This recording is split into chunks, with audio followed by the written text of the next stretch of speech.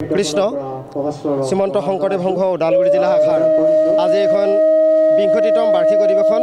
এই অধিৱেশন ভাগি যোৱা ১৮ তাৰিখৰ পৰা আজি ১৯ তাৰিখ দুদিনীয়া কাৰ্যসূচীৰে অনুষ্ঠিত হৈছে। এই অধিৱেশন ভাগৰ আদৰণি সমিতিৰ তথা বৰ্তমান ওদালগুৰি জিলা শাখা শ্ৰীমন্ত শংকৰদেৱ সংঘৰ সভাপতি সন্মানীয় মোৰ ছাৰ জীৱন চন্দ্ৰ চহৰীয়া প্ৰভুজনা মোৰ লগতে আছে। এখেত সন্মানীয় জিলা শাখাৰ সম্পাদক মৃণাল কুমাৰ কলিতা ডাঙৰীয়া আৰু অন্যান্য বিষয়ববীয়াসকল আমি আটাইয়ে মিলি মুঠ ওদালগুৰি জিলাৰ ২০খন প্ৰাথমিকে মিলি এই বাৰ্ষিক অধিৱেশনখন উদযাপন কৰিছোঁ। হওক যোৱাকালিৰ পৰা ভকতৰ অগণন সমাগম, আজি দিনটোৰ শেষৰ কাৰ্যসূচীতে আহি মুকলি সভাত উপস্থিত হৈছোঁহি। অগণন ভক্তৰ সমাগম হৈছে। আমি প্ৰভু ভগৱন্তৰ চৰণত সেৱা ধৰিছিলোঁ যে আমি যাতে বৰপুখুৰী প্ৰাথমিক শাখাৰ আহ্বান কৰা অধিৱেশনখনি ভকত সেৱা কৰিব পাৰোঁ, কিন্তু ভকতসকল আহি আমাৰ মাজত উপস্থিত হৈছে। আমি অতিকে আনন্দিত, অতিকে সুখী হৈছোঁ।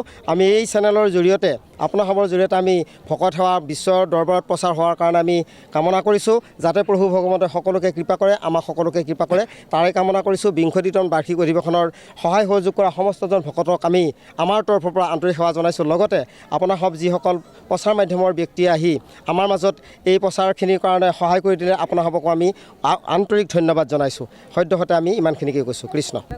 নমস্কাৰ। কৃষ্ণ।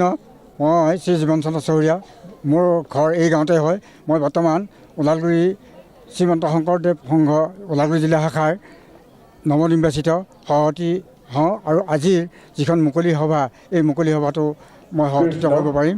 ইয়াতে যোৱা দুদিনীয়া কাৰ্যসূচীত ১৮ আৰু ১৯ জানুৱাৰীত যি কাৰ্যসূচী আছে, এই কাৰ্যসূচীত অগণন ভক্ত সমাগম হৈছে। দিনে ৰাতি হৰিনামধ্বনি হৈ দ্বিতীয় বৈকুণ্ঠপুৰীত পৰিণত হৈছে। আমি আটাই কৃতজ্ঞ মানিছোঁ ভকত বৈষ্ণৱসকলৰ লগতে আমি যিসকল সদাশয় ব্যক্তি ইয়াত উপস্থিত হৈছে, যিসকলৰ দান বৰঙণি, উৎসাহ উদ্দীপনা, যিসকল কলা কুশলীয়ে ইয়াত আহি অংশগ্ৰহণ কৰিছে, সকলোলৈ আমাৰ আন্তৰিক সেৱা জনাইছোঁ, কৃতজ্ঞতা জনাইছোঁ। আৰু এই অধিৱেশনখন যেন এখন মাইলৰ খুঁটি হৈ জিলাখনত সদায় স্মৰণীয় হৈ থাকে। আৰু এই বাৰ্তাটো, এই শুভ বাৰ্তাটো যে শংকৰদেৱ সংঘৰ এই অধিৱেশনখনে এই অঞ্চলৰ এটা ভক্তৰ ভক্তিৰ আধ্যাত্মিকতাৰ এটা মাইলৰ খুঁটি হৈ চিৰদিন চিৰস্মৰণীয় হৈ ৰওক, এই বাৰ্তাটোক আমি গোটেই অসমৰ লগতে বিশ্ব দৰবাৰত বিলাপ কৰিছোঁ।